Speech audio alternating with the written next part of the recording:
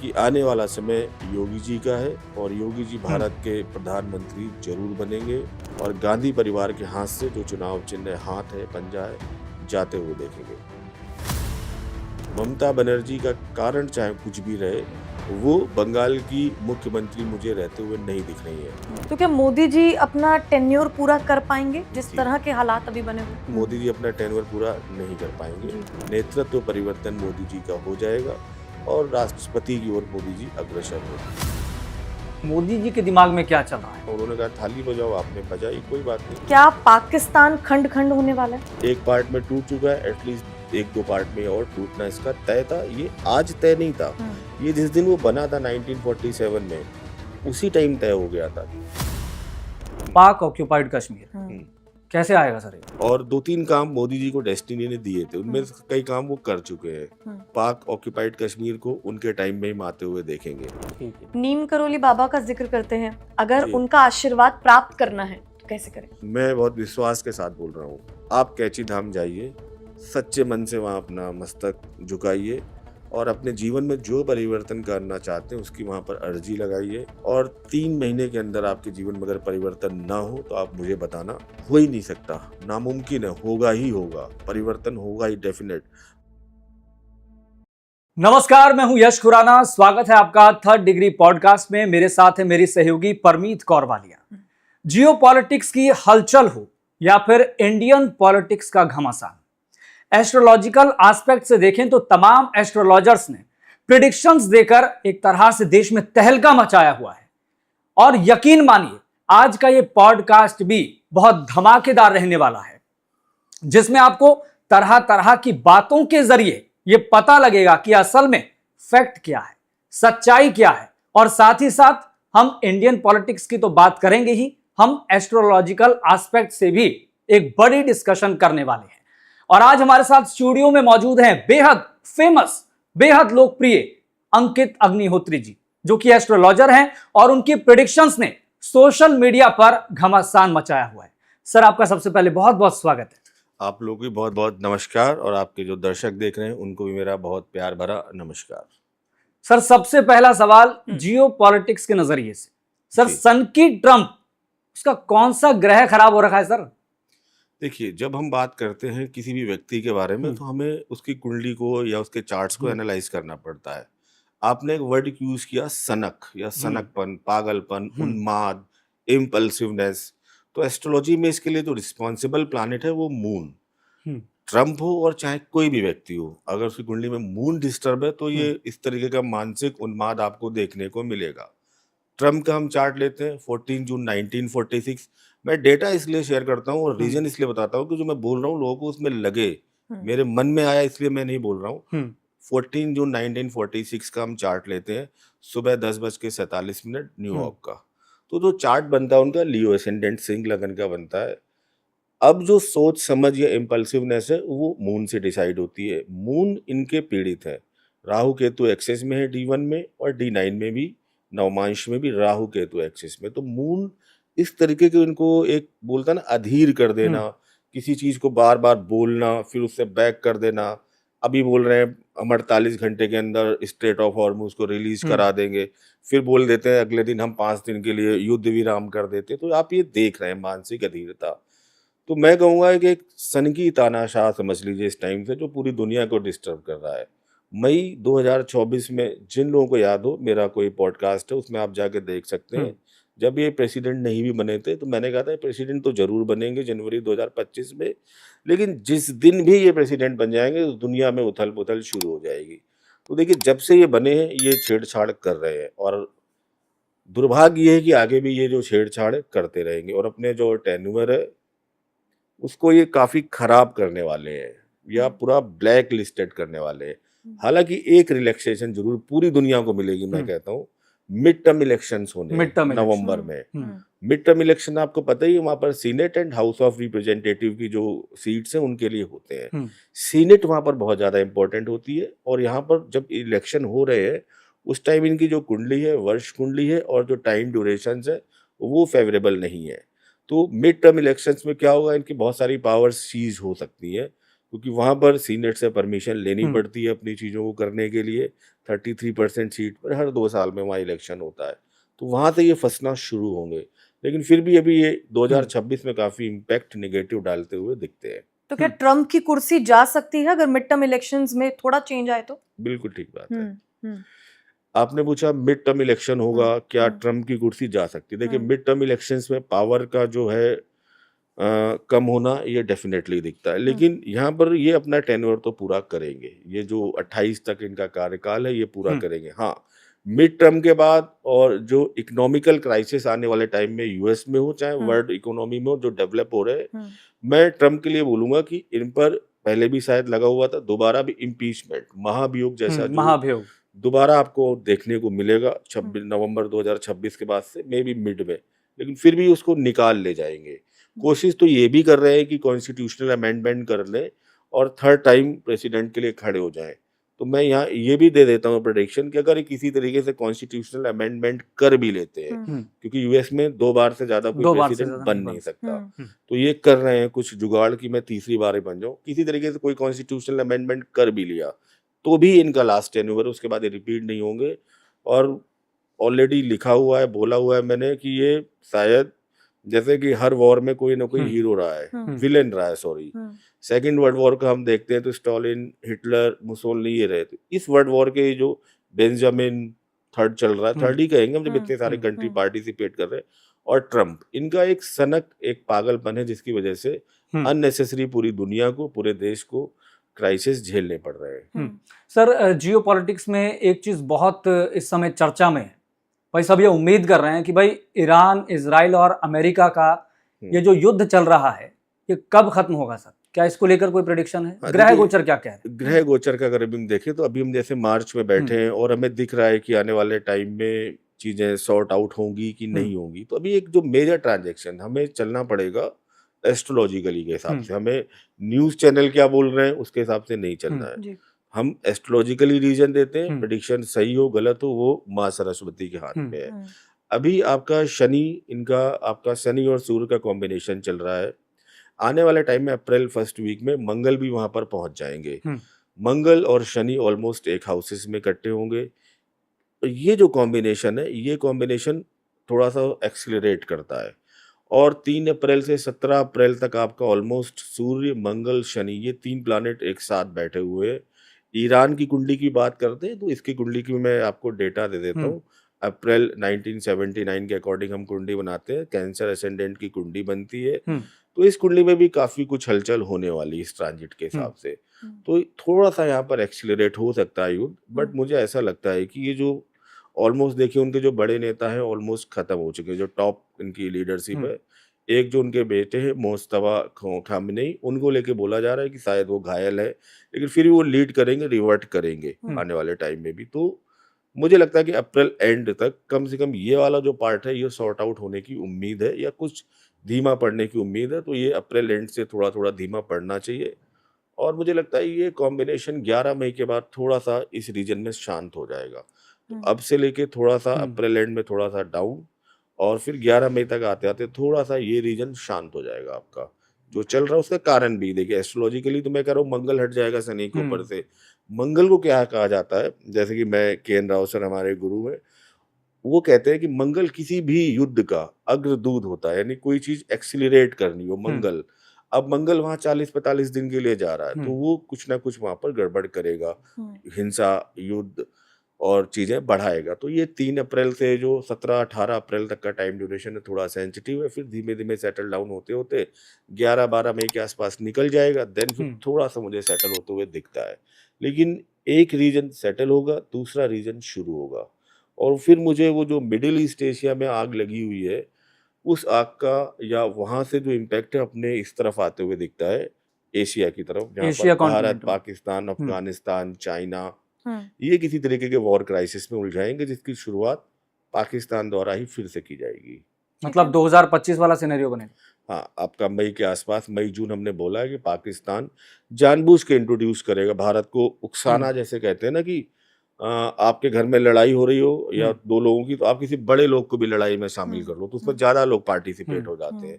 तो पाकिस्तान भी यही चाहेगा, जो अफगानिस्तान के साथ उसकी वॉर चल रही है, तो अभी तो उस पर कोई ध्यान दे नहीं रहा जब तक कि इंडिया का कोई इसमें एंगल ना आ जाए। तो वो जानबूझ के आने वाले टाइम में जो पोजीशंस दिख रही है जैसे भारत में हम देखें मंगल की महादशा एक्टिवेटेड है वृषभ लग्न की कुंडली में, तो युद्ध और ये आर्मी का रूल इनका प्रभाव आप बढ़ते हुए देख ही रहे हैं, और उसमें राहु भी एक्टिवेटेड है अभी। और ये सारी चीजें को एक्टिवेशन है, इन चीज को और एक्सलरेट कराएगा, बढ़ाएगा। तो अगर आप वैसे समझे तो ये 2026 डरने वाली देखिए कोई बात नहीं, आपका जीवन हमारा जीवन चल ही रहा है, ईरान युद्ध चल रहा है, हम अपना काम कर रहे हैं, लेकिन ये जो थोड़ा बहुत डिस्टरबेंस हमें दिखता है। अब लेकिन तो क्या पहले से ज्यादा खतरनाक होगा? देखिए पाकिस्तान के लिए मैं बोलूंगा कि ये जो कंडीशंस चल रही हैं पाकिस्तान की, ये एक तरीके से पहले से प्रभावशाली होंगी। खतरनाक वर्ड नेगेटिव होता है, प्रभावशाली बोलते हैं। प्रभावशाली हो। भारत प्रभावशाली तरीके से पाकिस्तान पर एक्शन लेगा, और देखिए जो बार बार छुटपुट वो कर रहा है बदमाशी, भारत इस पर पूरा अपना मुंह तोड़ जवाब देगा। और आई थिंक मुझे लगता है कि हमने पाकिस्तान के स्प्लिट होने का बोल रखा है, और वहाँ पर बलोच हो चाहे आपका पीओके वाला पार्ट हो, इस बार अगर लड़ाई होती है तो इस बार कुछ ना कुछ यहाँ से निकलेगा। बलोच इंडिपेंडेंट होगा, आपका पीओके जैसा पार्ट मर्ज हो सकता है, हम वापस ले सकते हैं। तो इस बार अगर भारत जाता है तो भारत पूरी तरीके से जो बोलते हैं ना, किसी का पूरी व्यवस्था सेटलमेंट करके आएगा पाकिस्तान का, कि आगामी भविष्य में इस तरीके की गलती ना करे। 71 में जिस तरीके से हमने देखा था, इसी तरीके से हम आने वाले समय में, आसिम मुनीर का वहाँ पर प्रभाव बढ़ ही रहा है, वहाँ पर भी उनकी मेष लग्न की कुंडली है, बुध की अंतर्दशा चल रही है उनकी, जिनमें तीसरा और छठा भाव एक्टिवेटेड है, जो आर्मी और आर्मी हेड की पोजीशंस को बढ़ता हुआ दिखाता है।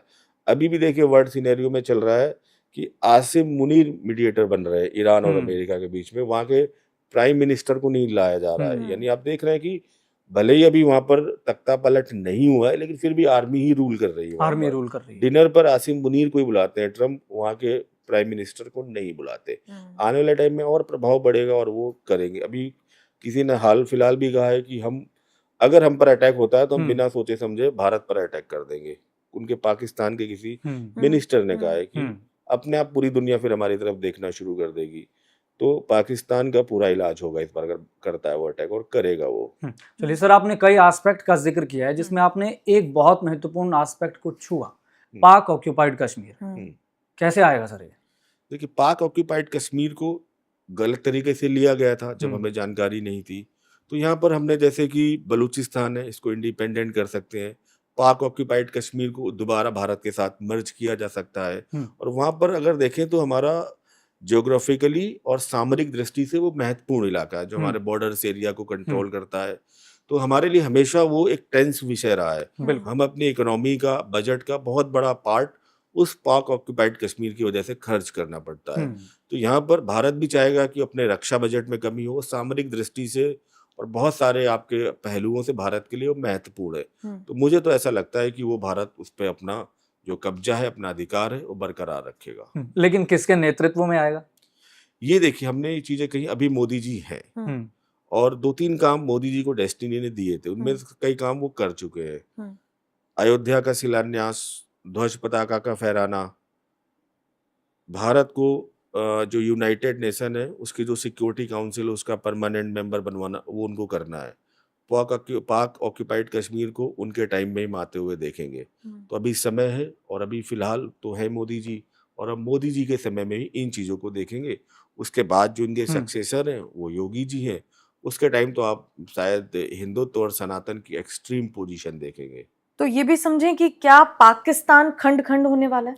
डेफिनेटली देखिए एस्ट्रोलॉजिकली जब मैं बोलता हूँ तो मैं रीजन देता हूँ, मैं कभी ऐसे नहीं बोलता कि मेरी गणना है, मुझे ऐसा लगता है, ये सब देखिए फेक है। आपके पास रीजन होगा तो आप रीजन देंगे। पाकिस्तान की जब हम कुंडली बनाते हैं तो मेष लग्न की कुंडली बनती है। 4th हाउस जो आपके घर को दिखाता है, लैंड, प्रॉपर्टी, भूमि, सामान्य व्यक्ति के लिए भी हम 4th हाउस को कंसीडर करते हैं। मंडेन एस्ट्रोलॉजी के अकॉर्डिंग अगर किसी मेलेफिक प्लानेट का बहुत ज़्यादा प्रभाव हो 4th हाउस में, जितने मेलेफिक प्लानेट हो वो उतने बार में टूटता है, डिवाइड होता है। तो वहाँ पर 2 से 3 पार्ट में वो उसका टूटना तय था। जिस दिन उसका निर्माण हुआ था, ये उसी दिन फिक्स हो गया था। उसकी जो कुंडली बनी है मेष लग्न की, जो कि मूवेबल साइन में है, तो लोकतंत्र कभी स्थिर नहीं रहा। Malefic houses, malefic planet 4th house में है, एक पार्ट में टूट चुका है, एटलीस्ट एक दो पार्ट में और टूटना इसका तय था। ये आज तय नहीं था, ये जिस दिन वो बना था 1947 में, उसी टाइम तय हो गया था। क्योंकि देखिए आपका जो प्रारब्ध क्या होना, आपका जन्म क्या है, वो भी एक प्रारब्ध है। जिस दिन आपका जन्म हुआ उसने आपके एक सेट प्रारब्ध को बिल्कुल। इंडिकेट कर दिया कि आप एक इस लाइफ पैटर्न को जिएंगे। मुहूर्त क्या होता है? यही होता है कि जब हम कोई काम शुरू करना चाहते हैं तो जो कॉस्मिक एनर्जी है, जो आकाशीय ऊर्जा है, उसको अपने अनुकूल हो तब हम काम करें। बिल्कुल। प्रैक्टिकल एग्जांपल ऐसा, आपको गेहूं की फसल बोनी है तो आप चाहते हैं कि आकाशीय ऊर्जा या जो कॉस्मिक एनर्जी है, जो नेचर की पावर है, वो आपको सपोर्ट करे। तो आप क्या करेंगे? अक्टूबर नवंबर में ही बोएंगे ना गेहूं, मई जून में ही काटेंगे ना। तो आप ये क्यों कर रहे हैं? ये भी एक मुहूर्त है, इसलिए कर रहे हैं कि आकाशीय ऊर्जा या ईश्वर की शक्ति आपके साथ है। बिल्कुल। उल्टा कर दो, आप मई जून में गेहूं बोने लगो, अक्टूबर नवंबर में काट, होगा ही नहीं। तो इसी तरीके से एक सेट प्रारब्ध आपका होता है लाइफ का। तो पाकिस्तान का जो सेट प्रारब्ध है वो है, भारत ने बड़ी गंभीरता के साथ और स्थिरता के साथ अपना जो स्वतंत्रता दिवस है वो रैंडम नहीं लिया था रात को, कि नेहरू जी का मन हुआ कि रात को 12 बजे बोल देते हैं कि आइए हम उस भाग्य वधु का स्वागत करें जिसका हम वर्षों से इंतजार कर रहे थे। ऐसा नहीं था। उसमें क्या किया गया कि जो उनको टाइम दिया गया, माउंटबेटन ने जो टाइम ड्यूरेशन दिया, तो उस टाइम 5 ग्रहों का जमावड़ा हो रखा था एक ही हाउस में। तो बहुत सारे लोगों ने कहा आपने बहुत गलत शुभ अशुभ तिथि चुन ली है, तो आप इसे बेस्ट कीजिए। तो उस टाइम के जो बेस्ट एस्ट्रोलॉजर थे, इन लोगों का एस्ट्रोलॉजी में बड़ा बिलीफ था, वल्लभ भाई पटेल, राजेंद्र प्रसाद, पंडित नेहरू। तो उस टाइम के जो बेस्ट एस्ट्रोलॉजर थे, सूर्य नारायण व्यास, हरदेव शास्त्री, तो एक मुहूर्त सेट किया गया। तो हमने क्या किया? स्थिर लग्न लिया। 2, 5, 8, 11 साइन स्थिर होते, जो स्थिरता को दिखाते हैं। और उस 5 प्लैनेट का जो मैक्सिमम इम्पैक्ट नेगेटिव या हम न्यूट्रलाइज कर सकते थे, तो हमने इस तरीके से चार्ट को दिखाया कि हमने 3rd हाउस में सारे मेलेफिक प्लैनेट डाल दिए 5। तो उससे इम्पैक्ट ये आ गया कि हमारा जो साहस पराक्रम है वो अल्टीमेट हो गया, कि हम घुटने नहीं टेकेंगे। स्थिर लग्न मिल गया, लेकिन फिर भी हमने न्यूट्रलाइज करते करते थोड़ी सी दिक्कत ये आ गई कि 3rd हाउस आपके आस पड़ोस को भी दिखाता है। जब मेलेफिक इन्फ्लुएंस आ गया तो आपका आस पड़ोस, जैसे ही भारत आजाद हुआ, वो डिस्टर्ब होना शुरू हो गया, कभी चाइना से, कभी पाकिस्तान से। फिर भी हमने काफी हद तक जो नेगेटिव इम्पैक्ट थे उनको स्थिर लग्न की कुंडली के थ्रू न्यूट्रलाइज किया भारत में। इसलिए लोकतंत्र स्थिर है और हमेशा स्थिर रहेगा। चलिए ठीक है सर, अब एक बहुत महत्वपूर्ण सवाल है लोगों से जुड़ा हुआ। जी भाई हम देख रहे हैं मिडिल ईस्ट में क्या चल रहा है, हम देख रहे हैं वेस्टर्न वर्ल्ड की हरकतें क्या है, इनडायरेक्टली ट्रंप की या फिर पुतिन की या बेंजामिन नेतन्याहू की। लेकिन इस सिनेरियो के बीच जो सबसे महत्वपूर्ण चीज है, जो लोगों के भीतर एक क्यूरियोसिटी का विषय बना हुआ कि भाई गोल्ड सिल्वर का क्या गोल्डन पीरियड खत्म हो गया है क्या? देखिए, गोल्ड और सिल्वर के लिए लोग परेशान ना हो, पहली चीज है। इसका रीजन देता हूँ। अभी जो टाइम ड्यूरेशन चल रहा है ये नॉर्मल जियो पॉलिटिक्स में देखिए हलचल है, और मे बी इसको अगर हम शेयर मार्केट की लैंग्वेज बोले, इट्स अ प्रॉफिट बुकिंग। ठीक है, प्रॉफिट बुकिंग। भाई जिन लोगों ने बहुत नीचे लेवल पे लिया है 70-75 में, उनको 1.5 लाख 1,80,000 का मिल रहा है, वो निकल रहे हैं जियो पॉलिटिक्स की करंट सिनेरियो को देख के। बट इस बार जो हमारे जो वर्षेश, धानेश, नीरशेष जो हम हिंदू नववर्ष से मनाते हैं, बृहस्पति है, स्थितियाँ ठीक रहनी है। गोल्ड में किया गया इन्वेस्ट मैं आपको बहुत गंभीरता और संवेदनशीलता के साथ बोलता हूँ। अगर किसी के पास लॉन्ग टर्म का एस्पेक्ट है, देखिए जो सट्टा खेल रहे हैं उनके लिए नहीं, जो लोग चाहते हैं कि अच्छा इन्वेस्टमेंट, उसको होल्ड करें। नवंबर दिसंबर तक ये दोबारा से गोल्ड 2 लाख के आसपास और चांदी 3.5-4 लाख के आसपास वापस आएगी। हाँ, शेयर मार्केट बड़ा वॉलेटाइल रहने वाला है, उसमें सतर्क रहें, सावधान रहें। तो गोल्ड वालों के लिए मैं बोलूँगा थोड़ा सा पेशेंस रखें, ये टेम्परेरी है और आप अपनी पोजीशंस होल्ड रखें। मतलब होल्ड रखें तो लॉन्ग टर्म में फायदा हो। लॉन्ग टर्म में ईयर एंड तक तो फायदा डेफिनेटली होगा उनको। और शेयर मार्केट का भी आपने कहा कि अभी इन्वेस्ट करना ठीक है या नहीं? 2 तरीके के देखिए सिनेरियो होते हैं। एक होते हैं बाजार में जिनको हम बुलिश एंड बायर कहते हैं, तेजड़िया या मंदेड़िया। तो इस टाइम देखिए मार्केट तो क्रैशेस होंगी, जब जब ट्रम्प कुछ बोलेंगे मार्केट क्रैश होगी। तो जो लॉन्ग टर्म में अगर कुछ करना चाहते हैं, आपको इस टाइम हर चीज 52 वीक लो पे मिल रही है। बिल्कुल। तो आप अगर लॉन्ग टर्म का आपका सिनेरियो हो कि 1-2 साल में आपको अच्छे रिजल्ट चाहिए, तो आप इन्वेस्ट कीजिए, आपके लिए बेस्ट टाइम है। कोविड टाइम में भी तो यही था कि सारी शेयर मार्केट गिर गई थी। 1-2 साल बाद जब चीजें नॉर्मल हुई, दोबारा से बहुत अच्छे से परफॉर्म कर गई। तो जिनको लगता है इन्वेस्ट करना चाहिए, इनके पास 1-2 साल का समय, जरूर इन्वेस्ट करें। शेयर मार्केट वापस आएगी और इसी लेवल पे आएगी जहां से गिर रही है। तो एक बहुत अच्छा आपको 30-35% का रिजल्ट वो 1-2 साल के अंदर ही दे सकती है जब वो रिवर्ट करेगी। हाँ, अभी यहाँ पर जो लोग सट्टा खेलते हैं, इंट्राडे करते हैं, फ्यूचर ऑप्शन खेलते हैं, उनके लिए बड़ा खतरनाक है। सोच समझकर और सुरक्षित निवेश करें ऐसे लोग। और यही सर पॉइंट आपका मतलब एस्ट्रोलॉजी के हिसाब से? एस्ट्रोलॉजी के हिसाब से मैंने दिया ठीक कि है। हमको जियोपॉलिटिक्स अभी गड़बड़ दिखता है और शेयर मार्केट में फ्लक्चुएशन होनी है। ठीक है। जुपिटर धन का कारक है। नॉर्मली जुपिटर आपका 30 डिग्री क्रॉस करने में 1 साल या 11 महीने के आसपास लेता है, बट कुछ टाइम ड्यूरेशन से जुपिटर ट्रेसपासर है, अतिचारी है। 2025 में भी 3 राशियों के ऊपर से निकला था, 2026 में भी 3, 27 में भी 3, 28 में भी 3। तो ये जो टाइम ड्यूरेशन है फ्लक्चुएशन दिखाएगा। जैसे कि 2 जून को ये अभी ईयर स्टार्टिंग में ये जेमिनाई में है, 2 जून से कैंसर में जाएगा, 31 अक्टूबर से लियो में चला जाएगा। तो इसकी जो फ्लक्चुएशन है शेयर मार्केट पे भी इम्पैक्ट करेगी। ये एस्ट्रोलॉजिकल रीजन है। सैटर्न का रेट्रोग्रेड होना जुलाई में, ये एस्ट्रोलॉजिकल रीजन है। प्लस भारत की अंतर्दशाएं, ये एस्ट्रोलॉजिकल रीजन है।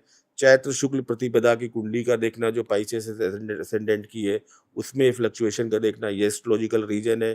1 अप्रैल को जब सूर्य अपनी उच्च राशि मेष में जाता है तो पूरे विश्व की एक कुंडली बनती है जिसको जगत कुंडली कहते हैं, उसका एनालाइज करें तो ये एक रीजन है। तो इतने सारे सिनेरियो को हम जब एक साथ इकट्ठा करके देखते हैं तो हमें शेयर मार्केट या इकोनॉमिकल क्राइसिस तो देखिए दिखते हैं, इसको हम नहीं बच सकते। तो इकोनॉमिकल क्राइसिस का आपको देखिए इम्पैक्ट ये देखने को मिल रहा है, एलपीजी के दाम में आप देख रहे हैं।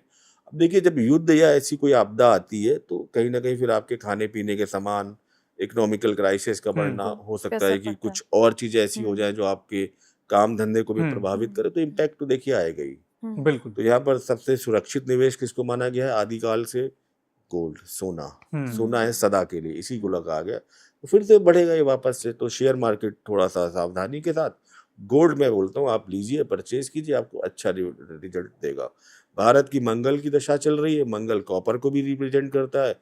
ये मंगल की दशा में कॉपर आप देखिए बहुत अच्छा आना शुरू हुआ है सितंबर के बाद से, और कॉपर में जो लोग इन्वेस्ट करना चाहते हैं उनके लिए भी ठीक समय है।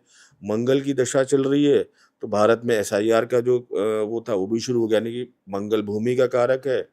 अवैध भूमि पर जिन लोगों ने कब्जे कर रखे हैं उसको मुक्त कराएंगे भारत। इसीलिए मैंने कहा पीओके पर अवैध कब्जा है, तो हम अपने अवैध कब्जे को वापस लेंगे जो 47 में धोखे से हमसे लिया गया। जो अवैध तरीके से भारत में लोग रह रहे हैं उन पर भी देखिए एसआईआर शुरू हो गया है। जो बांग्लादेशी हो चाहे कोई भी हो सब वापस जाएंगे। तो इस तरीके से समय आपका सही तरीके से सुनियोजित तरीके से आप बढ़ते हैं तो कोई दिक्कत नहीं है। युद्ध के समय में एक ही चीज आपको शांति दे सकती है, आप बहुत सारी रील देखेंगे, बहुत सारा वीडियो देखेंगे, आपको भ्रमित करेंगे। तो मेरा कहना हम आम जनमानस है, हम कोई नीति निर्धारक नहीं है कि हम चाहेंगे कि चीजें बन जाएं, हम चाहें चीजें बिगड़ जाएं। हमें अपना काम शांति से करते जाना है। युद्ध आया है चला जाएगा, कोविड आया चला गया। कोविड जैसी बीमारी में भी हम लोगों ने घर पे समोसे पापड़ बना के निकाल लिया, कोई दिक्कत नहीं हुई। ये भी निकल जाएगा। तो ये भी निकल जाएगा। युद्ध में सबसे ज्यादा आपको जो शांति दे सकती है वो है भगवत गीता। भगवत गीता का पाठ पढ़िए, भगवान कृष्ण को फॉलो कीजिए, और जो राजकाज चल रहे हैं चलने दीजिए, वो निकल जाएंगे। आप और हम यहीं पर थे, यहीं पर ही रहेंगे, शाश्वत है, अनंत है, भारत कहीं नहीं जाने वाला है। लेकिन सर एक बड़ा पॉइंट है कि इस पूरे सिनेरियो को देखते हुए मोदी जी के दिमाग में क्या चल रहा है? एक दिन पहले वो कह रहे हैं कि कोविड जैसी स्थिति के लिए तैयार रहें। देखिए मोदी जी देखिए एक बुद्धिमान राजनेता है, मैं उनको ये कहूंगा, और समय को भांप लेने की उनके अंदर सबसे बड़ी काबिलियत है।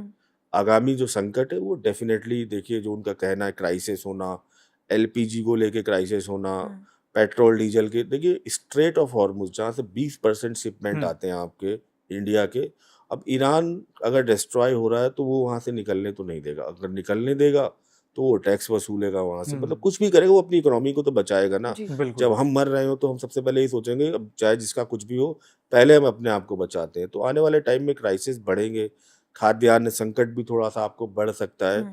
इसका कारण मैं बता देता हूँ कि आपका जो आने वाला टाइम है ये थोड़ा सा क्लाइमेटल या मौसम भी थोड़ा सा आपको डिस्टर्ब करेगा। जो मौसम की भविष्यवाणी ऐसे की जाती है एस्ट्रोलॉजी में, मंडेन में आर्द्रा प्रवेश की कुंडली बनती है।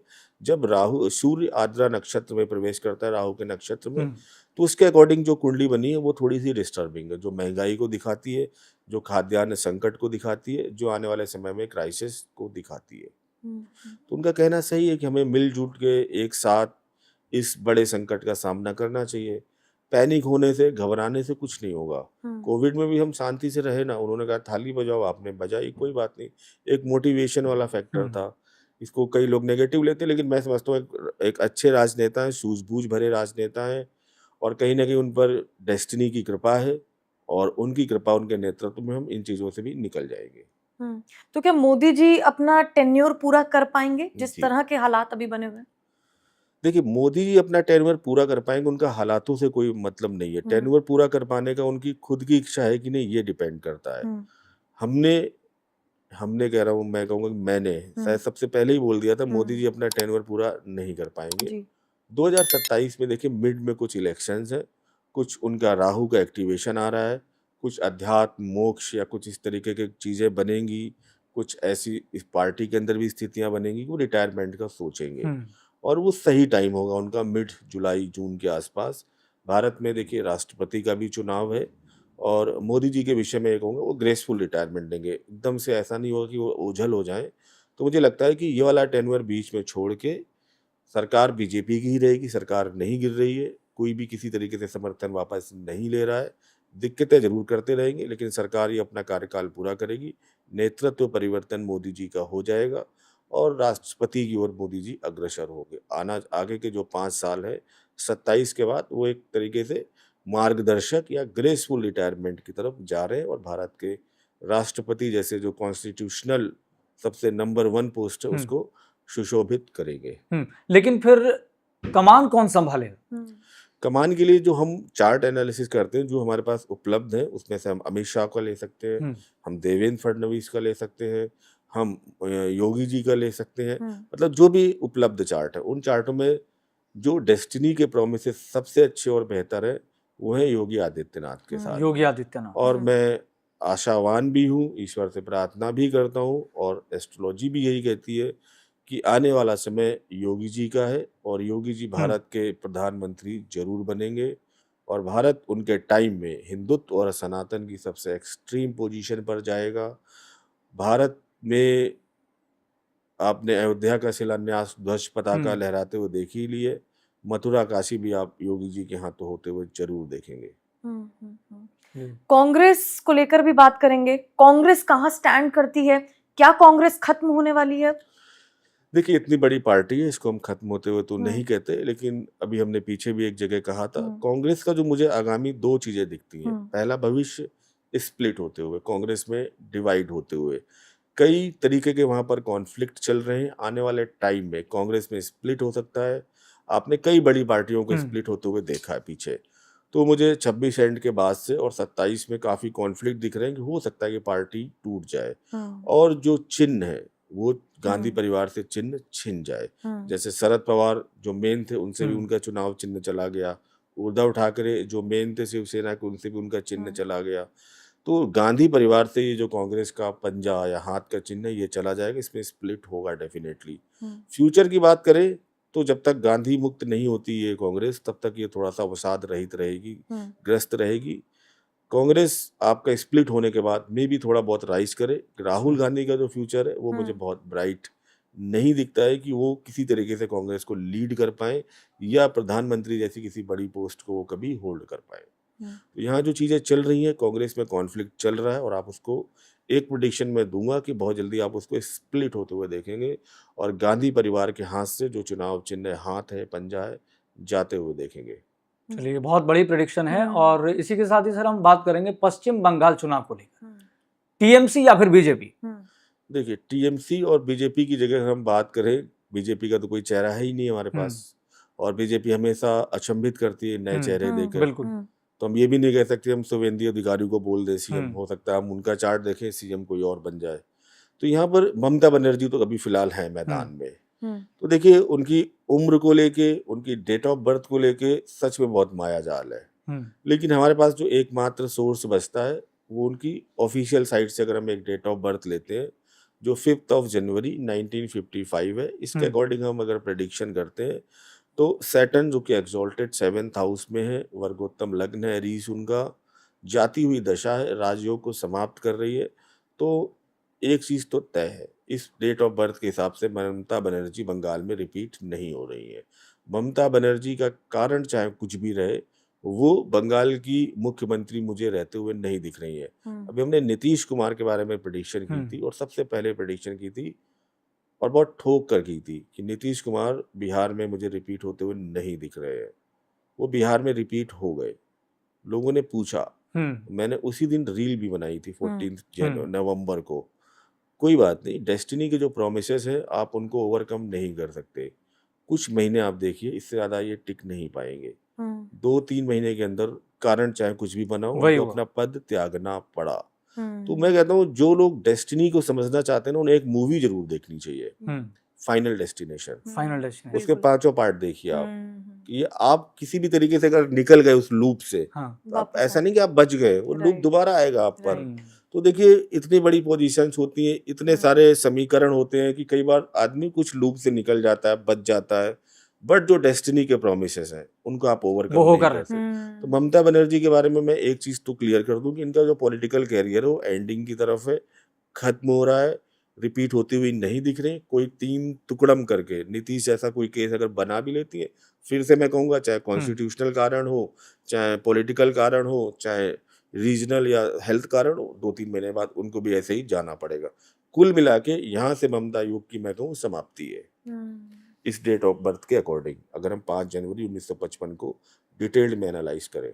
चलिए सर, आपने इसमें जिक्र किया कि नीतीश कुमार को लेकर जो आपने प्रेडिक्शन की वो सच साबित हुई, लेकिन अब उनके बेटे बहुत चर्चा में, निशांत।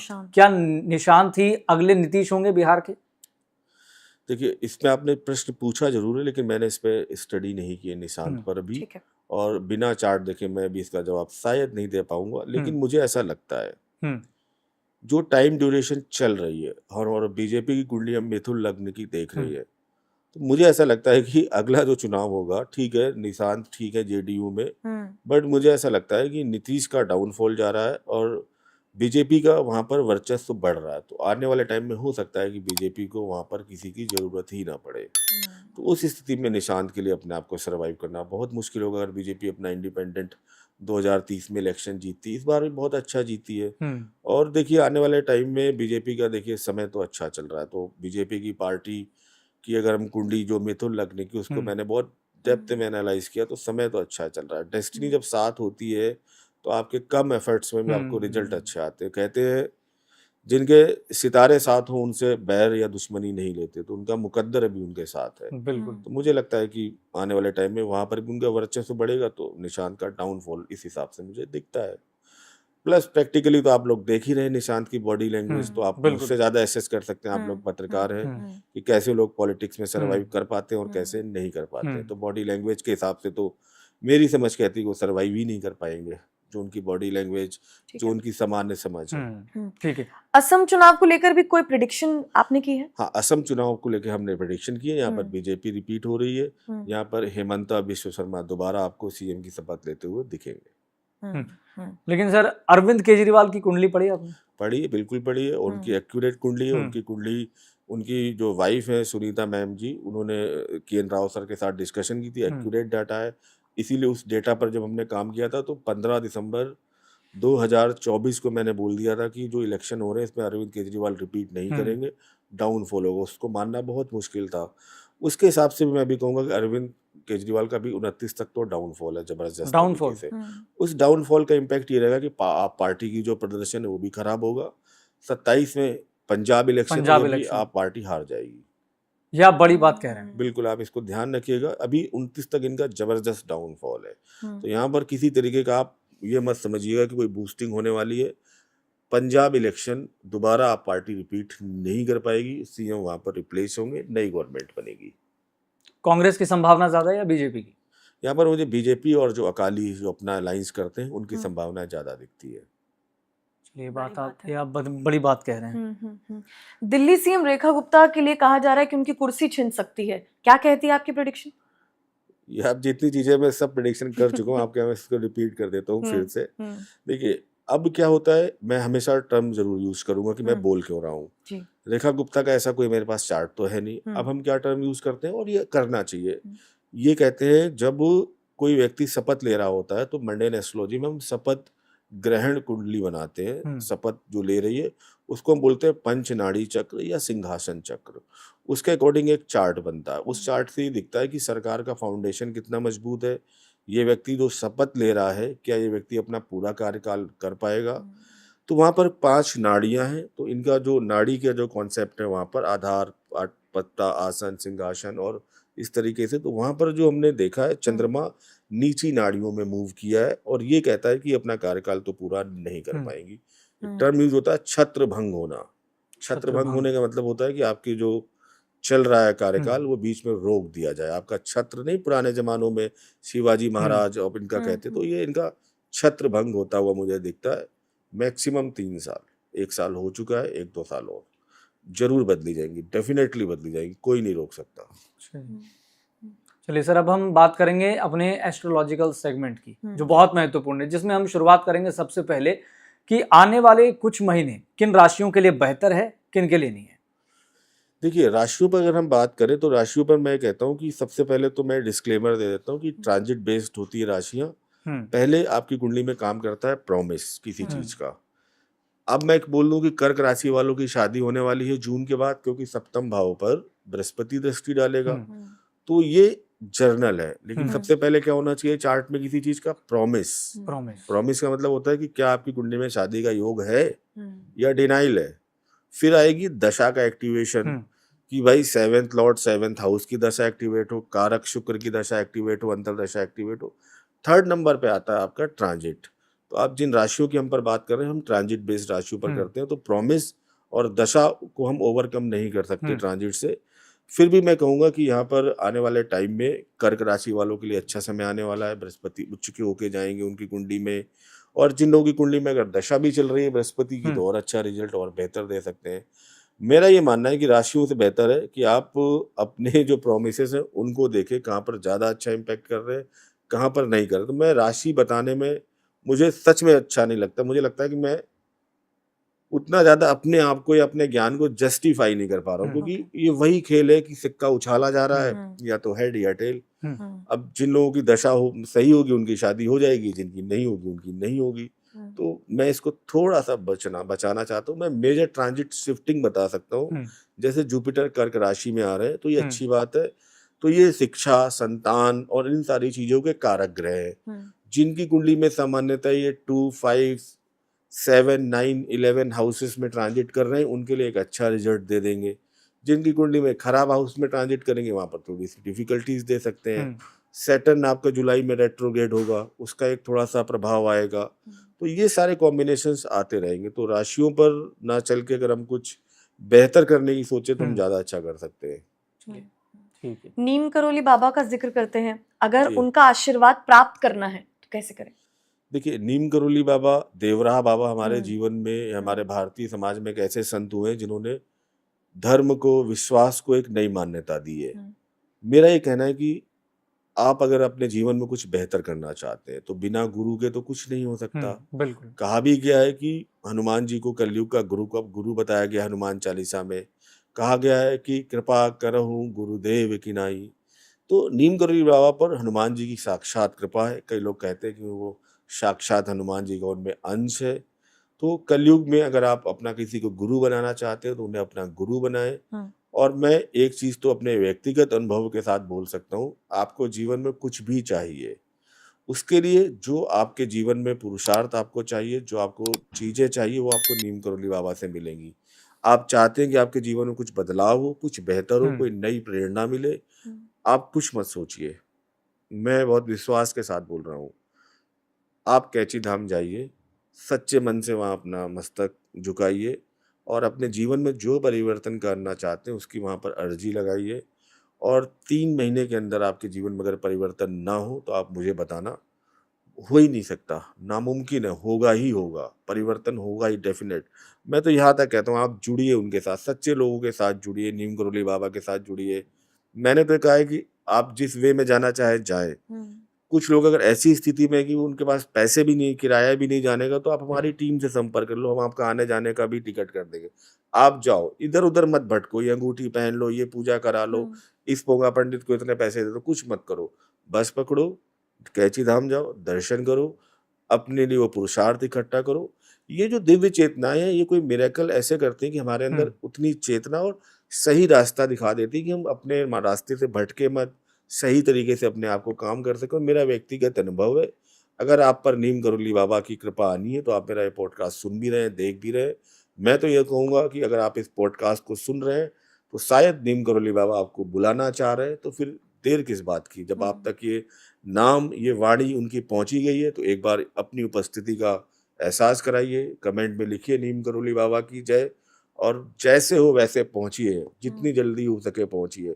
दिक्कत आ रही है पहुंचने में, पैसे नहीं है, मुझे बताइए, मैं आपका बस का, ट्रेन का टिकट करके दूंगा, आप लेकिन जाओ। सबसे बेस्ट रेमेडी है इधर उधर कहीं नहीं भटकना, कोई नग नगीना नहीं पहनना, कोई पूजा पाठ नहीं करना। मैं गारंटी लेता हूँ, इतना भी बोल देता हूँ, अगर आपके 3 महीने के अंदर आपके जीवन में परिवर्तन ना आए तो मुझे बता देना, जहाँ कहोगे मैं माफ़ी मांग लूंगा आपसे।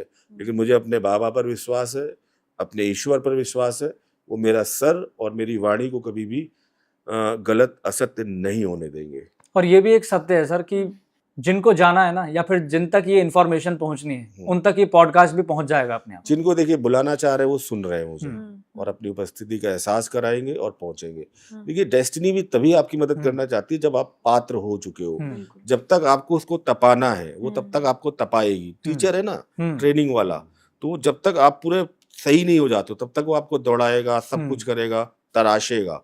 तो जिनका तराशने का काम चल रहा है वो उन तक नहीं पहुंचेगा, और जो पूरी तरीके से डेस्टिनी ने जिनको तराश दिया है और एक बेहतर प्रारब्ध उनके पास जाने वाला है, तो जरूर उन पर ये कृपा बरसेगी। और कहते हैं कि ऐसी जगहों पर पहुंचे नहीं जाते, पहुंचाए जाते हैं। पहुंचाए जाते हैं, और प्लस आप अपने मन से नहीं पहुंच सकते, बुलाए जाते हैं। आपको बुलाया जा रहा है। मैं तो ये कह रहा हूँ कि अगर आप सुन रहे हैं, मेरे तो देखिए रोंगटे खड़े हो जाते हैं जब मैं उनका नाम लेता हूँ, तो सच में आपको बुलाया जा रहा है। कोई ईश्वरीय अनुकंपा आपके साथ जुड़ने वाली है। और देखिए वो एक ऐसा मंदिर है जहाँ पर आपसे कोई भोग, प्रसाद, पैसे, पूजा कुछ नहीं लिया जाता। उल्टा आप जब जाओगे तो आपको एक आत्मिक शांति मिलेगी। जाते टाइम आपको चने का प्रसाद मिलेगा, आप ग्रहण कीजिए। 1 रुपया आपसे वहाँ ना मंदिर में लिया जाता है, ना ही वहाँ पर कोई आपसे गलत तरीके से कोई पैसा लेते हैं। बहुत सात्विक जगह है, मन को बहुत शांति मिलती है। सर नीम करोली बाबा जी के बारे में कुछ और तथ्य आप बताना चाहें हमारे दर्शकों को? देखिए मैंने 1-2 चीजें अपने जीवन में, मैं अपने उन हालातों में वहां पर गया था जहां पर कोई रास्ता नहीं मिल रहा था, समझ में नहीं आ रहा था। और हर व्यक्ति की लाइफ में एक ब्लॉकेज देखिए आता ही आता है, जो फंस जाता है। अब फंस जाता है तो वो क्या करता है, या तो कुछ गलत डिसीजंस लेता है, या पंडितों के चक्कर में पड़ जाता है, अंगूठियां पहनना शुरू कर देता है, वहां से भी कुछ नहीं होता। तो मैं अपने कैरियर के, अपनी लाइफ के उस मुकाम में गया था जहां पर मैं ट्रैप हो गया था, फंस गया था, ब्लॉक हो गया था, कुछ नहीं समझ में आ रहा। तो मैं आपको बताता हूँ, मैं जिस दिन से वहां गया वो दिन है और आज का दिन है। मेरा सर आज भी सम्मान के साथ ऊपर रहता है, सर कभी झुकाना नहीं पड़ा उस ईश्वर के आगे। जो मैंने मांगा, मैं तो अपने आप को एक कुपात्र समझता हूँ। उन्होंने जो मुझे दिया, मेरी क्षमता, मेरी योग्यता, और जो मैं एस्ट्रोलॉजी के प्रोफेशन में हूँ, मैं एस्ट्रोलॉजिकली तो करते ही काम, लेकिन जो मेरे मुंह से बात निकल गई उन्होंने कभी असत्य नहीं होने दी। नीतीश कुमार वाला लाइव एग्जाम्पल था। मैंने भी प्रार्थना की। देखो मैं आपको बताता हूँ कि मैंने तो सारी कैलकुलेशन सही की है, फिर दिक्कत कहाँ आ रही है, उसका रिजल्ट आया। उन्होंने मेरी बात गलत नहीं होने दी। तो मेरा तो बहुत व्यक्तिगत अनुभव है। मेरा एक पॉडकास्ट पड़ा हुआ खुद का, मैंने डाला है कि मेरे जीवन में संतान को लेके बहुत कष्ट था, संतान नहीं हो रही थी। तो पूरा पॉडकास्ट मैंने डिटेल में बताया कि मैं कैसे उनके पास पहुंचा। धोखे से 1 फोटो की जगह 2 फोटो चली गई बच्चे की। मैंने कहा कि इस तरीके के मुझे एक बच्चा, अब तो मेरे ट्विंस हुए, उनका आशीर्वाद हुआ। जीवन में तो मिरेकल उन्होंने मेरे किया। आज मैं देखिए जो भी हूँ, जितना भी हूँ, आप जैसे सम्मानित व्यक्ति अगर मुझे बुला रहे हैं अपने मंच पर, तो ये भी उन्हीं की कृपा है। ना मेरे अंदर कोई योग्यता है, ना मेरे अंदर कोई ज्ञान है, उनकी एक वाणी, उनका एक आशीष, उनका एक आशीर्वाद है कि जो कुछ कर रहा हूँ उनकी प्रेरणा से कर रहा हूँ। जैसा वो रास्ता दिखा देते हैं चल देता हूँ, और ईश्वर की दया से आज तक कभी सर नहीं झुकाना पड़ा, बोला हुआ कथन या वाणी असत्य नहीं हुई। जीवन में ईश्वर की दया से एक आध्यात्मिक शांति स्थापित हुई। सर ये भी बताएं कि कैंची धाम बना कैसे? देखिए कैंची धाम बनाने की बहुत लंबी कहानी है। सबसे पहले बाबा, संक्षिप्त में आप बता दीजिए। संक्षिप्त में सबसे पहले तो फर्रुखाबाद में उन्होंने अपना आश्रम बनाया। उसके बाद उत्तराखंड की तरफ गए। उत्तराखंड में उनके जो गुरु थे सोमवारी बाबा, तो उन्होंने काकड़ी घाट में स्थापना की। आपका हनुमानगढ़ी है, भूमियाधार है, 3 जगह उन्होंने मंदिर बनाए, प्लस फिर उसके बाद कैची धाम का नंबर आया। तो कैची धाम तो उनकी एक तपोस्थली बनकर रह गया। उसके बाद वृंदावन में उन्होंने स्थापना की, जहाँ पर उन्होंने अंतिम समाधि ली। दिल्ली में भी एक जगह आप महरौली जाएं, जहाँ पर उनके पावन चरण पड़े हैं, तो महरौली में एक जगह है, वहाँ पर मुझे जगह का नाम नहीं याद, और वहाँ पर भी एक मंदिर है। तो देखिए ईश्वर हर जगह है। मैं जब नीम करोली बाबा बोल रहा हूँ, अगर आप किसी वजह से वहाँ नहीं भी जा पा रहे हैं, तो जो भी आपके नियरेस्ट हो, वृंदावन आपके पास है, दिल्ली में आपके पास है, फरुखाबाद है, कैची धाम है, कहीं पर भी आप जाओ। और अगर किसी वजह से भी आप नहीं जा पा रहे हो, तो अपनी उपस्थिति का एहसास करो और जोर से आप जयकारा लगा के नीम करोली महाराज का कमेंट करो। यहाँ से भी आपको जरूर ब्लेसिंग्स आएंगी। चलिए, बहुत बड़ी बात है सर। अब एक सवाल पूछते हैं पितृदोष को लेकर। सर ये कैसे खत्म होगा, रेमेडी क्या है इसकी? खत्म होता है तो शुरू तो कीजिए पहले आप। ये शुरू कैसे होता है? ये होता ही नहीं है। पितृदोष नाम की ऐसी कोई नेगेटिविटी नहीं। मैं कह रहा हूँ होता ही नहीं है, होता ही नहीं। मैं 3 चीजें बता रहा हूँ जिनका आजकल के देश में कोई प्रासंगिकता नहीं। काल सर्पदोष एस्ट्रोलॉजी का सबसे बड़ा झूठ है, फ्रॉड है। काल सर्पदोष किसी भी क्लासिकल एस्ट्रोलॉजी बुक में नहीं है, जिसके नाम पर नासिक में और बहुत जगह बहुत सारे पैसे ऐंठे जाते हैं। कि करते क्या है कि तुम्हारे सारे ग्रह राहु केतु एक्सेस में आ गए, काल सर्पदोष, उसको फिर 12 हाउस तरीके से घुमा दिया, तो 12 तरीके के आपके काल सर्पदोष। लेकिन के.एन. राव सर का आप देखिए, आज तक में पढ़ा हुआ है, उन्हीं को श्रेय जाता है। पूरा उन्होंने रिसर्च करके बताया 2005-6 में, पूरा उनका आर्टिकल है, 8-10 वीडियोस है उनके आज तक में। काल सर्पदोष नाम की कोई दोष था ना है। तो सर मतलब ये एस्ट्रोलॉजी के नाम पर डराया जा रहा है? एस्ट्रोलॉजी टोटली डराई तो जा रही है इस टाइम। एस्ट्रोलॉजी है कहाँ? एस्ट्रोलॉजी को आप क्या समझते हैं? आप बताइए, आपके हिसाब से एस्ट्रोलॉजी क्या है? भाई किसी ने अपनी कुंडली दिखाई, उसके बारे में आप बता रहे हैं, पूछ रहे हैं, डेस्टिनी पूछ रहे हैं कि क्या होने वाला है, क्या नहीं होने वाला, फिर प्रेडिक्शन करते हैं, फिर अंगूठी पहन लो, इस तरह की चीजें चल रही है। ये एस्ट्रोलॉजी है ही नहीं। इसको कम से कम हम एस्ट्रोलॉजी तो नहीं कह सकते, इसको हम कह सकते हैं व्यापार। आप आए व्यापारिक मंशा से मेरे साथ, मैं इन्वेस्ट करना चाहता हूँ, मेरी नौकरी कब लगेगी, उसके लिए मैं क्या करूँ। ये एस्ट्रोलॉजी का सबसे, मैं बोलता हूँ, निचला स्तर है जब हम इस तरीके की एस्ट्रोलॉजी करते हैं, जब हम ऐसी कोई चीजें करते हैं। एस्ट्रोलॉजी भविष्य फल कथन है ही नहीं। एस्ट्रोलॉजी है कर्म फल कथन। एस्ट्रोलॉजी है आपके प्रारब्ध को समझने का, पैटर्न को बताने का तरीका। एस्ट्रोलॉजी है कि आप इस जीवन में पूर्व पुण्य संस्कार या संचित कर्म लेकर जो एंटर किए, उसका क्या प्रभाव पड़ने वाला है। इस जीवन में कहाँ पर आप फंसेंगे, कहाँ पर आप निकलेंगे, कहाँ पर एनर्जी लगानी है, कहाँ पर एनर्जी छोड़नी है। इस तरीके से एक जो डीप डाइव होता है, जो आपके जन्म के जन्मकालीन नक्षत्र उससे निर्धारित होकर आपका पूरा एक पैटर्न दिखाता है, वो पढ़ना। कर्म, इस जीवन में आपको ये कर्म करने को मिलेंगे, ये कर्म इसलिए करने को मिल रहे हैं, ये कर्म फल इसलिए भोगने को मिल रहे हैं, इसका ये कारण है। आत्मा का ट्रांसफॉर्मेशन, कर्म लेके एंटर हुई है 5th हाउस से, उन कर्मों का प्रभाव है। अगर मैरिड लाइफ में दिक्कत है फिक्स कर्मा के थ्रू, तो दिक्कत रहेगी, चाहे आप कुछ भी कर लो, कोई ठीक नहीं कर सकता। तो जो फिक्स कर्मा के थ्रू डेस्टिनी ने आपको दिक्कत दे दी, कोई ठीक नहीं कर सकता। तो एस्ट्रोलॉजर का काम है आपको आपके प्रारब्ध से परिचित कराना, आपके प्रारब्ध को बदलने का दावा, या आपके प्रारब्ध में अगर कोई छेड़छाड़ करने का दावा करता है, तो एस्ट्रोलॉजर नहीं, वो व्यापारी है, जो ये कहता है कि आपकी कुंडली में शादी का योग तो नहीं है, लेकिन मैं एक ऐसी पूजा करूंगा, या मैं आपको एक ऐसा जेम्स दूंगा जिससे आपकी शादी हो जाएगी। वो एस्ट्रोलॉजर नहीं है, वो एक व्यापारी है। उसकी एक टेंडेंसी है अपना माल बेचना, आपको 1,50,000 रुपए लेना, बस। तो एस्ट्रोलॉजर आपका दैवज्ञ कहा गया है प्राचीन में, जो आपके प्रारब्ध को पढ़ने वाला है। तो जिसने आपके प्रारब्ध को सही ढंग से पढ़ के बता दिया, आपके जीवन में फिर एक ही बार आपको एस्ट्रोलॉजर की आवश्यकता होती है। अगर आपने ढंग से डीप डाइव उसके साथ किया है, डिटेल्ड आपने उसको 1.5-2 घंटे का समय उसके साथ व्यतीत किया है, अपने जीवन का इम्पैक्ट समझा है। तो जैसे मैं एक ही बार आपको बता दूं कि आपको यहाँ से राजीव चौक जाना, ये रास्ता, और इसी रास्ते को आप लेना, आप इधर मत जाना, ITO में जाम है, इधर मत जाना, DND, सब जगह आप फंसोगे, बता दिया मैंने, बस। फिर आपको क्या जरूरत है? आपको बस रास्ता बता दिया, आप चलते जाओ। अब हर 10 मिनट में एस्ट्रोलॉजी की जरूरत थोड़ी नहीं कि अब यहाँ पर ये हो गया, वहां पर हो गया। तो एक GPS नेविगेशन की तरह आपको गाइड कर दिया, ये रहा आपका जीवन का रास्ता, आप चलिए और ईश्वर का सहारा लीजिए। और जहां पर दिक्कत थी, वहां पर उसने फैटिलिज्म को खत्म कर दिया, भविष्यवाद को खत्म कर दिया। वो अगर कोई एस्ट्रोलॉजर ये भी बोल देता है कि ये होकर ही रहेगा, नोट कर लो, ये डेफिनेट है, ये होगा, ये भी फ्रॉड है, ये भी गलत है। कुछ भी डेफिनेट नहीं है, हमारी सांसें तक डेफिनेट नहीं है कि ये अगली सांस आएगी कि नहीं आएगी, ये भी नहीं पता, एस्ट्रोलॉजर को भी नहीं पता जो बोलते हैं कि डेफिनेट है। क्यों? जब आप ऐसा बोलते हो तो आप एक व्यक्ति को चुनौती देते हो, और जिस पर पूरी सृष्टि टिकी हुई है वो है साक्षात नारायण, वो साक्षात कृष्ण, जिसने पूरे संसार को साध रखा है, जो कहता है कर्म करो। एस्ट्रोलॉजर कह रहा है चाहे कुछ भी कर लो ये हो गई, तो वो कृष्ण को चैलेंज कर रहा है, कर्म को चैलेंज कर रहा है। अरे अगर कृष्ण की दृष्टि आ गई, कृष्ण का आशीष आ गया, तो क्या नक्षत्र क्या तारे। इसीलिए अगर आपको कुछ भी नहीं समझ में आ रहा है अपने जीवन में, कम से कम ये रील, इसका पहले सबसे पहले तो श्रेय जाता है के.एन. राव सर को, जिन्होंने विष्णु सहस्त्र नाम से सबको अवगत कराया। तो पहला बहुमूल्य क्रेडिट उनको। और मेरे हिसाब से जो मेरी रील अगर मैं काउंट कर लूं तो 100 मिलियन से ऊपर गई होगी ये हर जगह से। विष्णु सहस्त्र नाम का पाठ, अगर आपके जीवन में कोई भी समस्या चल रही हो, आप विष्णु सहस्त्र नाम का पाठ करना शुरू कीजिए, सुनना शुरू कीजिए। सुनना का मतलब है आराम से पूजा स्थल पर बैठ के सुनना शुरू कीजिए।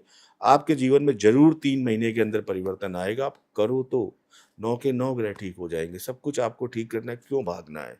तो मैं एक चीज तो कहूंगा कि मैं ट्रेंड सेटर हूँ। विष्णु सहस्त्र नाम सबसे पहले के.एन. राव सर, उसके बाद मैंने। अब देखिए आपको हर एस्ट्रोलॉजर विष्णु सहस्त्र नाम का ज्ञान देता हुआ मिल जाएगा, लेकिन बहुत अच्छी बात है, वो अच्छी चीज को प्रमोट कर रहे हैं। कम से कम उन चीजों को खत्म कर रहे हैं जो गलत बताते हैं कि गुप्तांगों में दही लगाओ पैसा आएगा, नितंब में काला टीका लगाओ, अजवाइन की पोटली या तेज पत्ता वहां रख दो, करोड़पति बन जाओ। चलो वो सही ट्रैक पर आए, और उसका पूरा श्रेय देखिए के.एन. राव सर को है, क्योंकि ये उन्हीं का ज्ञान था। तो कम से कम अगर एस्ट्रोलॉजर इस चीज को सीख के विष्णु सहस्त्र नाम प्रमोट कर रहे हैं, मुझे बड़ा अच्छा लगता है। हर एस्ट्रोलॉजर से कहूंगा एक ही रेमेडी सबको दो, अपने इष्ट जनों को, अपने जो भी लोग हैं, कि उनसे कहो विष्णु सहस्त्र नाम का पाठ करें। आप देखिए आपकी बात भगवान नारायण रखेंगे, उनके जीवन में परिवर्तन होगा। बिल्कुल सर। और ऐसे भी कहा जाता है कि राशि में 7.5 चल रही है, क्या ये भी सच है? 7.5 जैसा भी कुछ है? देखिए 7.5 और ढैया का कॉन्सेप्ट अगर हम ले ले तो जीवन के 37 साल तो ऐसे ही निकल जाएंगे, 37 ये, फिर तो हमें कुछ करना ही नहीं चाहिए। 7.5 से बिल्कुल भी, 7.5 से, राहु से, किसी से डरने की जरूरत नहीं है। 7.5 आती है आपके जीवन का आपको फल देने। अब आप एक बहुत अच्छे स्टूडेंट हैं और मैं एक बहुत खराब स्टूडेंट हूँ। मैंने साल भर कुछ नहीं किया, गिल्ली डंडा खेला, कंचे खेले, क्रिकेट खेला। आपने बहुत मन से पढ़ाई की। अब आया एग्जाम का टाइम, यानी कि 7.5। किसको दिक्कत होगी? कौन ज्यादा एक्साइटेड होगा 7.5 के लिए? आप, क्योंकि आपने तो इतना कर दिया है कि अब वो समय आ गया जब आपको पता चलेगा कि आपके नेम से दुनिया आपको जानेगी, आपके नंबर से। आपको पूरा विश्वास है कि मैंने साल भर इतनी मेहनत की है, अब जब मैं एग्जाम में लिखूंगा, जब 100% का गोल्ड मेडल मुझे मिलेगा तो मेरा नाम बढ़ेगा। तो आप तो इंतजार करोगे। मेरे जैसा विद्यार्थी क्या करेगा? छिपेगा, बचेगा। फेल होंगे, बदनामी होगी, हेरेसमेंट होगा, ये सारी चीजें होंगी। तो अगर आपने जीवन में देखिए जैसे कर्म कर रखे 7.5 में, वैसे इम्पैक्ट मिलेगा। भारत के 70% प्राइम मिनिस्टर 7.5 में प्राइम मिनिस्टर बने। महेंद्र सिंह धोनी ने दोनों वर्ल्ड कप 7.5 में जीते हैं। तो दवा के मेहनत कीजिए ना, 7.5 तो देने आ रही है, क्यों घबरा रहे हैं? अब देगी जरूर, अच्छा या बुरा, तो आप अच्छे के लिए तैयारी कीजिए तो अच्छा ही मिलेगा आपको। राहु की महादशा अच्छी होती है। धर्म कर्म बड़ा है। धर्म और कर्म, देखिए कर्म आपसे, मैं तो मानता हूँ कर्म को मैं ज्यादा बड़ा मानता हूँ। धर्म क्या है? आप किस धर्म की बात कर रहे हैं? धर्म जो धारण किया जा सके, धारण किया जा सके, जो मानवता, जो इंसानियत को सहूलियत दे, वो मेरा धर्म है। मेरे, बड़ा कंट्रोवर्शियल है लेकिन फिर भी बोल देता हूँ, मेरे अगर शिवलिंग पर दूध चढ़ाने की जगह किसी गरीब बच्चे के पेट में वो दूध जाएगा तो मैं ज्यादा अपने आप को सौभाग्यशाली मानूंगा। और मेरा धर्म ये है कि उस गरीब बच्चे के मुंह में दूध जाना चाहिए। मैं उस दूध को शिव को स्पर्श करा के उस बच्चे को देना चाहूंगा। बिल्कुल, मेरा तो ये धर्म है कि जो मानवता, जो ईश्वर के समकक्ष काम कर सके, वही धर्म है। जो किसी हंसते हुए, रोते हुए व्यक्ति के चेहरे पर हंसी ला दे, वो धर्म है। आपका किया गया कोई भी कर्म या कोई भी कृत्य अगर किसी के जीवन में सकारात्मक बदलाव ला रहा है, वो धर्म है। आपके हाथ किसी के आंसू पोंछने के लिए जा रहे हैं, वो धर्म है। इसके अलावा आप कुछ भी कर रहे हो, मेरे हिसाब से मेरा धर्म तो वो नहीं है। हाँ, बाकी जो मैं एनर्जी गेन करता हूँ ईश्वर के समक्ष नतमस्तक होके, सबसे पहले तो उनकी परम सत्ता को स्वीकार करता हूँ कि जो कुछ मैं कर भी पा रहा हूँ आपकी वजह से। आपने मुझे चूज किया है कि मैं किसी के आंसू पोंछ सकूं, तो मुझे इतना सामर्थ्यवान बना के रखना कि जो हाथ यूं दिए ना कभी यूं ना हो, ऐसे ही बने रहे देने के लिए, और हमेशा किसी का जो आंसू बह रहा हो पोंछने के लिए। तो मैं ईश्वर के पास मांगने नहीं जाता, मैं ईश्वर से वो एनर्जी या सामर्थ्य की प्रार्थना करता हूँ कि मैं आपकी तरह आपने जो मुझे काम अलॉट किए हैं मैं वो कर सकूं। मेरा धर्म तो यही है। 5 घंटे पूजा करने की जगह अगर आपके कर्म बहुत अच्छे हैं, पूजा बहुत सब्जेक्टिव विषय है, आपको 2 मिनट में भी असंतुष्टि दे सकती है, 5 घंटे में भी नहीं दे सकती है। तो मेरा कहना है कि जो व्यक्ति के कर्म बहुत अच्छे हैं, देखिए ईश्वर विवश है कर्म के बंधनों से। आप चाहे जितनी पूजा कर लो, ये तो मैं चैलेंज करता हूँ, और आपके कर्म खराब हैं तो ईश्वर विवश है, नहीं दे पाएगा। आपके कर्म बहुत अच्छे हैं, महान है, और आपको समय नहीं मिल पा रहा है पूजा करने का, आप केवल हाथ जोड़ देते हैं रास्ते में, मंदिर में, आप किसी गरीब व्यक्ति को भोजन करा देते हैं, सर्दी लग रही अपना कोट उतार के किसी को पहना देते हैं, मुझे लगता है कि ईश्वर की सबसे बड़ी पूजा है। और मैं देखिए हिंदू सनातन के सबसे बड़े व्यक्ति को फॉलो करता हूँ, और वो मैं स्वामी विवेकानंद, दरिद्र नारायण। अगर एक व्यक्ति भूख से तड़प रहा है, सर्दी से तड़प रहा है, उसी के अंदर नारायण है, उसी की सेवा करो, आशीष उसी से मिलेगा। तो दरिद्र नारायण की सेवा कीजिए, मानवता की सेवा कीजिए, ईश्वर के काम कीजिए। ईश्वर के काम यही है, ईश्वर तो प्रकट होगा नहीं, वो आप ही जैसे बंदे को चुनेगा कि आज किसी बच्चे की फीस भरने के पैसे नहीं है, आप सामर्थ्यवान है, आपने उसकी साल भर की फीस भर दी, कॉपी ड्रेस दिला दी, तो आपने क्या काम किया? ईश्वर का काम किया। ईश्वर आप जैसे बंदे को चुनेगा ना, तो जब आपकी आवश्यकता से ज्यादा आपके पास धन है, सामर्थ्य है, तो आपको उसे समाज कार्य में लगाना चाहिए, और यही आपका मानवता का जो धर्म है वो सबसे बड़ा धर्म है। ना तिलक, ना कंठी, ना माला, केवल आपके अंदर एक इंसानियत हो, जिस इंसानियत से आप एक इंसान को जज कर सके, जिस इंसानियत से आप किसी के दुख को अपना दुख मान सके, वही सबसे बड़ा धर्म है। चंद्रमा को स्ट्रॉन्ग करने के लिए क्या रेमेडीज हो सकती हैं सर? देखिए चंद्रमा मन का कारक है, और चंद्रमा को केवल जो साध सकते हो भगवान शिव। तो जिन लोगों का चंद्रमा वीक हो, उन्हें भगवान शिव की आराधना करनी चाहिए, मेडिटेशन करना चाहिए, महामृत्युंजय मंत्र की चैंटिंग करनी चाहिए, और भविष्य में या पूरे अपने जीवन कम से कम एक बार महाकाल उज्जैन के दर्शन करने जाना चाहिए। पूजा कोई नहीं करानी, वहां किसी पंडित के चक्कर में नहीं पड़ना है, सामान्य दर्शन बस। शांत हो जाएगा चंद्रमा, और आपको जीवन में स्थिरता देगा। और अगर लाइफ में शनि स्ट्रांग होते हैं तो लाइफ में क्या क्या चेंजेस आते हैं? शनि स्ट्रांग हो, शनि डिसिप्लिन है, शनि आपका अनुशासन है, शनि आपका संयम है, शनि आपका पेशेंस है, शनि आपका धैर्य है। इतनी चीजें अगर आपके अंदर है तो आपको हराने वाला कौन है? आपके अंदर डिसिप्लिन है, आपके अंदर पेशेंस है, आपके अंदर धैर्य है, आपके अंदर स्ट्रगल करने की जबरदस्त भावना है। अगर ये आपका मजबूत है तो इस जीवन में आपको कोई नहीं हरा सकता। तो इसको आप मजबूत कैसे करेंगे? शनि रिप्रेजेंट करता है लेबर क्लास को। आपके आसपास कोई कंस्ट्रक्शन साइट हो जहाँ पर काम चल रहा हो, गर्मी के दिन आने वाले हैं, फ्रूटी ले ली, कुछ खाने पीने का सामान ले लिया, उनको आप दीजिए। मैं कहूँगा उस शनि भगवान पर तेल चढ़ाने से ज्यादा आप किसी गरीब व्यक्ति को जो गर्मी में ठंडा पानी, फ्रूटी जूस पिलाएंगे, मुझे लगता है मेरे शनिदेव तो वैसे ही प्रसन्न होंगे। अब आपके शनिदेव कैसे प्रसन्न होंगे मुझे नहीं पता, क्योंकि 2 तरीके के भगवान इस टाइम चल रहे हैं, और वो भगवान है, एक जो हमने बना दिए हैं वो बड़े लालची हैं, तेल चढ़ाओ, काली उड़द चढ़ाओ, ये करो तभी देंगे। और जिन्होंने हमें बनाया, जिनको मैंने पढ़ा है पुराणों में, गीता, वो कुछ नहीं मांगते। वो कहते हैं मानवता की सेवा करो, अच्छे कर्म करो, अच्छा काम करो, मैं तुम्हारे साथ हूँ। तो मेरे जो शनि है वो तो ये कहते हैं कि आप गरीब लोगों की मदद करो, असहाय लोगों की मदद करो। आपकी सोसाइटी का कोई सिक्योरिटी गार्ड है, उसको सर्दी लग रही है, उसको कंबल दो, उसके खाने पीने का प्रबंध करो। कोई लेबर किसी साइट पे काम कर रहे हो, उनके लिए कभी मन हुआ कुछ खाना लेके चले गए, दोपहर में ठंडा लेके चले गए, कर दीजिए। मुझे लगता है कि ये आपका 1000 गुना पावरफुल इम्पैक्ट है कि आप जाके शनिवार को लाइन में लगे, बस इस भावना के साथ कि तेल चढ़ाते ही आपका जीवन बदल जाएगा। देखिए मेरी बात भी मत मानिए, वो मानिए जो लॉजिक हो। मैं आपको लॉजिक देता हूँ। आप जितने लोग देख रहे हैं पढ़े लिखे लोग हैं, आप देखिए आपको खुशी किससे मिल रही है कि जब वो 10 आदमी खाना खाने के बाद आपके हाथ जोड़ के बोल रहे हैं बाबूजी मजा आ गया, आज तो आत्मा तृप्त हो गई, वो ज्यादा कि आप लाइन में लगे और आपका कोई भावना नहीं आ रही, आप केवल एक लकीर की फकीर पीट रहे हैं। तो लकीर की फकीर मत पीटिए, लॉजिकल बनिए, जो सही लगे वही कीजिए। क्या शुक्र का कनेक्शन मनी और लाइफस्टाइल से है? शुक्र आपका जो सांसारिक जीवन है उसको इंडिकेट करता है। आपको इस संसार में प्रॉपर्टी, व्हीकल्स या जितनी लग्जरी चाहिए, या आपका लव, रोमांस, सारी चीजें वीनस से गवर्न होती हैं। तो वीनस, अगर आपको सांसारिक जीवन चाहिए तो अच्छा करना ही पड़ेगा। शुक्र आपका फीमेल प्लैनेट है। वीनस को एक ही करने का अच्छा तरीका है, फीमेल के साथ बहुत अच्छे से बिहेव कीजिए, उनका डिसरिस्पेक्ट मत कीजिए, और घर में आपके साक्षात लक्ष्मी है, आपकी धर्म पत्नी, उसका सम्मान कीजिए, उसके साथ चीटिंग मत कीजिए, उसके साथ गलत शब्द मत बोलिए, उसका दिल मत दुखाइए, आपका शुक्र ठीक हो जाएगा। कोई अलग से कुछ नहीं करना।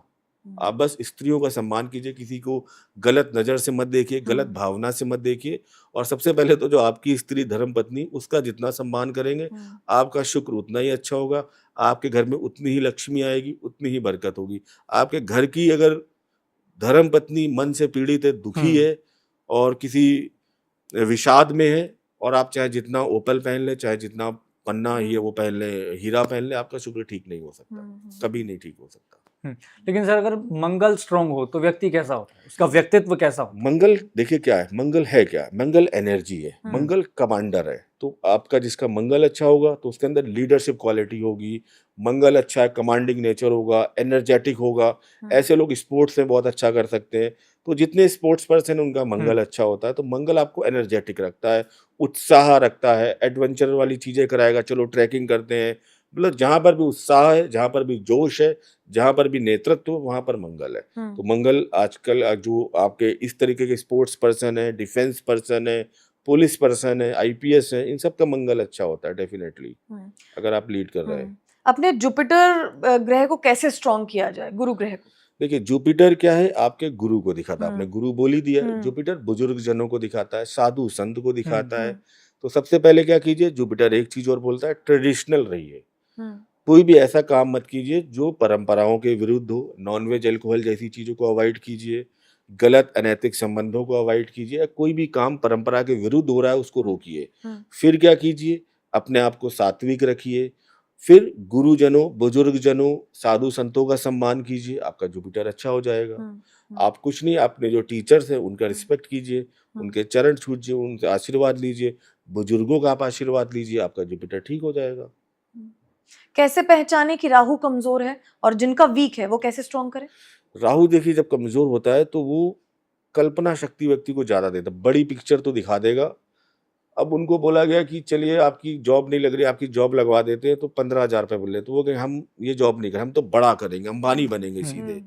तो उनके अंदर क्या होता है कि सोचते ज्यादा है, करते कम है।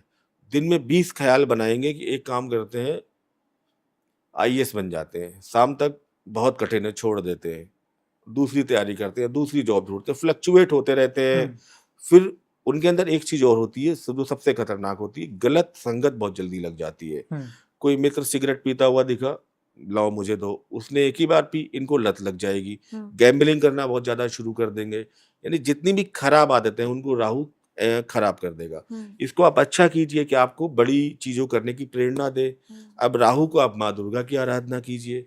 राहु के लिए आप अगर करना चाहते हैं तो माँ दुर्गा सप्तशती का पाठ कीजिए, आपका राहु मजबूत होगा, अच्छा होगा, ब्लेसिंग्स होगी।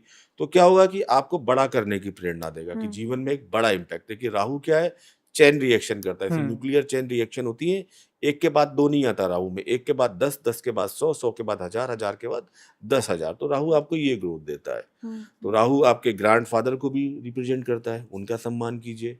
कुल मिला के अपने जीवन को सही दिशा में ले जाइए। भ्रम से बचिए, राहु इल्यूजन है, राहु कल्पना है, राहु छलावा है। तो जितनी भ्रमित करने वाली चीजें हैं उनसे बचिए, छल कपट से बचिए, गलत संगत से बचिए, और माँ दुर्गा की आराधना कीजिए, आपका राहु अच्छा होगा। सर अगर किसी को प्रसिद्धि पानी है, कौन सा ग्रह मजबूत करना चाहिए? हाँ, उसके लिए ग्रह नहीं, उसके लिए एक रेमेडी है। रेमेडी, लेकिन वो 365 दिन करनी पड़ेगी। ओके। 365 दिन आपको काम करना है, सैटरडे संडे नहीं देखना है, सर डाउन करना है, हेड डाउन करना है, कोई कंप्लेंट नहीं करनी, कोई रिजल्ट ओरिएंटेड काम ये नहीं देखना रिजल्ट आ रहा है कि नहीं आ रहा। 366वें दिन आपको प्रसिद्धि जरूर मिलेगी। ये मेरी रेमेडी है। चलिए, बहुत बड़ी रेमेडी एक तरह से, मैं गारंटी भले लेता हूँ। सिंपल दिख रही है, बड़ी सिंपल है। 365 दिन आप रिजल्ट को हटा दो, क्या होगा? काम करना है 365 दिन, ना सैटरडे ना संडे, ना ये कंप्लेंट कि आज 12 घंटे किया, आज 15 घंटे किया, आज इसने मेरी तारीफ नहीं की, आज ही मेरा काम रिकॉग्नाइज नहीं हुआ, आज इसका रिजल्ट नहीं आया, ये सब चीजें हटा दो। सिर्फ सिंगल टारगेट, आप 365 दिन काम करो। 366वें दिन आपको प्रसिद्धि आपके घर आएगी, दरवाजा खटखटाएगी कि आप हो कहाँ, मैं ढूंढ करो। ये मैं बहुत व्यवहारिक आपको बता रहा हूँ, मैं अपने लिए भी बता रहा हूँ। देखिए गीता कहती है, मैं नहीं कहता, मैंने गीता को बहुत सिंपल बोल दिया। वो कहती है आप कर्म करना शुरू कर दो, करो तो सही। उसका रिजल्ट ओरिएंटेड, या रिजल्ट आप जब बेस कर दोगे तो आपका कर्म प्रभावित होगा। अब हम पॉडकास्ट कर रहे हैं, अब इसमें हम अगर रिजल्ट जोड़ने की कोशिश कर दे कि ये 1 मिलियन चलेगा तो ही मैं करूंगा, बिल्कुल। या आपका नहीं सही बात। चलेगा या आप मुझसे अपेक्षा करो चलेगा, नहीं।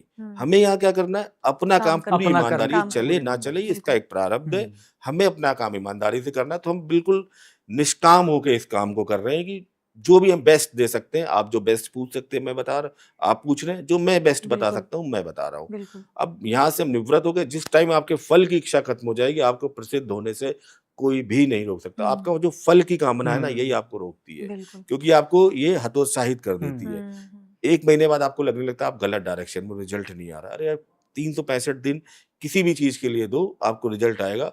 आप अगर 365 दिन ज़मीन में भी खोदना शुरू करोगे ना 2-2 इंच, तो 366वें दिन वहाँ से भी पानी निकल आएगा। बिल्कुल मैं तो यह बिल्कुल। दावा करता हूँ। हम्म, आप तो फिर भी इंसान हैं। हम्म। लेकिन सर मेरे कई मित्र हैं या फिर कई रिलेटिव्स हैं, वो इस बात से बड़ा परेशान होते हैं कि उनके बच्चे किसी काम में लगते हैं तो फिर 6 महीने बाद कभी जॉब चेंज कर लेते हैं, कभी फील्ड चेंज कर लेते हैं। तो ऐसा क्या किसी ग्रह की वजह से होता है या देखिए, इसके किस में चीज का इम्पैक्ट रहता है? 2-3 चीज़ें होती हैं। मून का इम्पैक्ट ज़्यादा आता हम्म, है ऐसे लोगों में कि वो फ्लक्चुएट होते रहते हैं। हम्म, देखिए, 3 चीज़ें कही गई हैं आपके चार्ट में अच्छी हैं, इनको ट्राइपॉड कहते हैं। लग्न, सन एंड मून। हम्म, सन आपको कॉन्फिडेंस दे रहा है, हम्म, मून आपको स्थिरता दे रहा है कि आप हम्म, एक ही चीज़ को लंबे समय तक कर सकें। और देखिए, रिजल्ट आने के लिए लंबा समय आपको देना पड़ता है। तो ऐसे में कई बार दिखता है कि मून में उनके प्रॉब्लम्स हमने देखी हैं, तो मैंने उनको बताई मेडिटेशन, और उनको थोड़ा-सा बोले भगवान शिव के साथ कनेक्ट करें। देखिए, उनके अंदर स्थिरता आएगी, अपने काम को और बेहतर और अच्छे तरीके से वो कर पाएँगे। मतलब दो चीजें हैं, जो मतलब अस्थिरता का शिकार हैं या फिर बार बार फील्ड चेंज कर रहे हैं, हुँ। तो वो एक एक मेडिटेशन करें और भगवान शिव के साथ जुड़ जाएं, उनकी भगवान आराधना शिव करें। के साथ जुड़ जाएँ, आप देखिए उनके अंदर स्थिरता आएगी, एक ही काम को लंबे समय तक करने की उनके अंदर प्रवृत्ति आएगी, और जो काम लंबे समय तक होता है, हम्म, उसका रिज़ल्ट ज़रूर आता है। आप कभी हताश मत होइए, किया गया कर्म कभी भी निष्फल नहीं होता, हम्म, उसका फल आज नहीं तो कल होता है। हम्म। कहा भी गया है कि व्यास कहे मत सोच तू, क्या है विधि का लेख, करता जा निज कर्म तू, फल की ओर मत देख। तो अपना काम हमें ईमानदारी से करते रहना चाहिए, रिजल्ट तो आएगा ही। हमारे भगवान, हमारा कृष्ण इतने निष्ठुर नहीं है, देंगे रिजल्ट, सही समय पर देंगे। जैसे आप अपने बचपन में अपने पापा से, जैसे आप 8th या 9th में हो और आपने जिद कर दी कि मुझे बाइक चाहिए, आपके हिसाब से वो दुनिया की सबसे इम्पोर्टेंट चीज़ और आपको अभी मिल जानी चाहिए। हम्म, लेकिन फादर क्या कहेंगे, नहीं, हम्म। बाइक तो नहीं मिलेगी। हम्म। आपको लगेगा ये फादर सबसे खराब फादर है, क्योंकि हो सकता है बगल वाले के ने दिला दी वो बाइक। हम्म, इसी तरीके से उनको पता है कि जब 12th कर लेगा, जब कॉलेज जाएगा, तब ये सही यूटिलाइजेशन करेगा। तो इसी तरीके से उनको पता है कि आपने अच्छा काम कर दिया, ये व्यर्थ तो नहीं जाना है, हम्म, इसका रिजल्ट आपको मिलेगा। लेकिन कब मिलेगा वो डिसाइड करेंगे, और वो जो डिसाइड करेंगे वो आपके डिसाइड करने से ज़्यादा बेहतर होगा। तो उनके डिसाइड होने का वेट कीजिए, आप पर जब रिजल्ट आएगा बहुत बेहतर आएगा। सर एक सवाल और है, कई ज्योतिषाचार्य, कई एस्ट्रोलॉजर ये बात कहते हैं कि भाई अगर आपके जीवन में परेशानी है ना, तो आप एक उपाय और कर सकते हैं, चींटियों के पास जाएं, उनको भोजन दें, दाना डालें, लाइफ में चेंजेस आएंगे। आपका क्या ओपिनियन है इस पर? मेरा देखिए बिल्कुल ये, मैं इसको उपाय नहीं मानता, मैं हम्म, इसको सेवा मानता हूँ, और सेवा। जो काम सेवा से जुड़े हूँ, और इस मामले में मैं हमेशा बहुत तारीफ करता हूँ अपने सिख भाइयों की। सेवा कैसी करनी हमें उनसे सीखना चाहिए, उनसे बेहतर कोई नहीं। हम्म, तो आप चींटियों को दाना खा डालें, आप पक्षियों को दाना डालें, किसी भूखे व्यक्ति के पेट में आपकी वजह से भोजन जा रहा है, जहाँ पर भी सेवा जुड़ गई, वहाँ से आपकी उन्नति तो निश्चित है। तो मेरे हिसाब से तो सेवा कार्य है, और प्रत्येक व्यक्ति को अपने जीवन में इस तरीके के सेवा कार्य, जब आप सेवा भाव में जाते हो तो आपका अहंकार खत्म होता है, आपके अंदर का जो होता है ना आत्ममुग्धता, ये खत्म होती है, और आप जीवन में एक नए डायरेक्शंस की तरफ जाते हैं। तो हर व्यक्ति को सेवा भाव तो रखना ही चाहिए। एक बड़ा प्रसंग है कि जब कुछ पांडवों के यहाँ और कौरवों के यहाँ कोई दावत हुई, तो सबको काम अलॉट किए गए। कृष्ण ने कहा कि जो काम किसी ने न किया वो आप मुझे दे दो। तो उन्होंने कहा कि ये जो जूठे बर्तन पत्तल ये हटाने का काम आपको है, तो उन्होंने उसे भी बड़े सेवा भाव से किया। तो जहाँ पर सेवा आ जाती है, वहाँ पर आपकी उन्नति अपने आप शुरू हो जाती है। तो हमें अपना जो लक्ष्य है बिना फल के निर्धारित करना चाहिए, आशा के, और जो मन में भावना हो वो सेवा की भावना ठीक है। होगी। आप देखिए आपके जीवन में उन्नति होगी। बहुत ज़्यादा देखो, कन्फ्यूज किसी को नहीं होना, और कन्फ्यूज होना है तो आपको एक ही पुस्तक पढ़नी है जो आपको मदद करेगी, वो भगवत गीता। आजकल तो यूट्यूब पे पढ़ी, आप सुन लो, इससे अच्छा आपको इस टाइम कोई गाइड नहीं कर सकता। कोई धर्मगुरु, कोई एस्ट्रोलॉजर, किसी के पास जाने की जरूरत नहीं है। अपना काम ईमानदारी से करना शुरू कर दो, बिना कंप्लेंट के 1 साल तक करो मेरे कहने से। विष्णु सहस्त्रनाम का आप पाठ करना शुरू कर दो, और जब जब ज़्यादा फ्लक्चुएशन लगे, जिस जिस दिन आपको मन में, उस दिन भगवत गीता पढ़नी शुरू कर दो। आपको कहीं भी जाने की जरूरत नहीं, आपका जीवन आप देखेंगे बहुत ठीक। अच्छे और बहुत व्यवहारिक आयाम में जा रहा होगा। ठीक है सर, बहुत बहुत शुक्रिया इस खास पॉडकास्ट में अपना कीमती समय देने के लिए।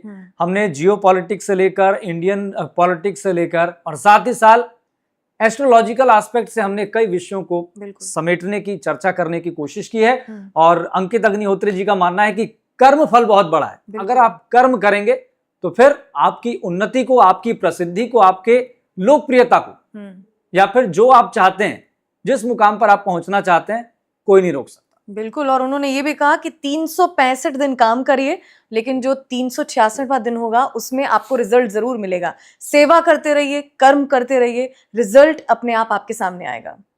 बहुत बहुत शुक्रिया सर। बहुत बहुत बहुत नमस्कार। और शुक्रिया सभी दर्शकों को मेरा नमस्कार। और सभी के लिए मैं प्रार्थना करता हूँ जो ये पॉडकास्ट देख रहे हैं, ईश्वर उनको स्वस्थ रखे, दीर्घायु रखे। नवरात्रि चल रही है, माँ भगवती की उन पर कृपा बने और यशस्वी हों अपने जीवन में, मेरी ऐसी कामना है। धन्यवाद। बिल्कुल। ये पूरा पॉडकास्ट देखने के लिए आप सभी का बहुत बहुत शुक्रिया। लाइक, शेयर, कमेंट करना बिल्कुल मत भूलिएगा। धन्यवाद। धन्यवाद।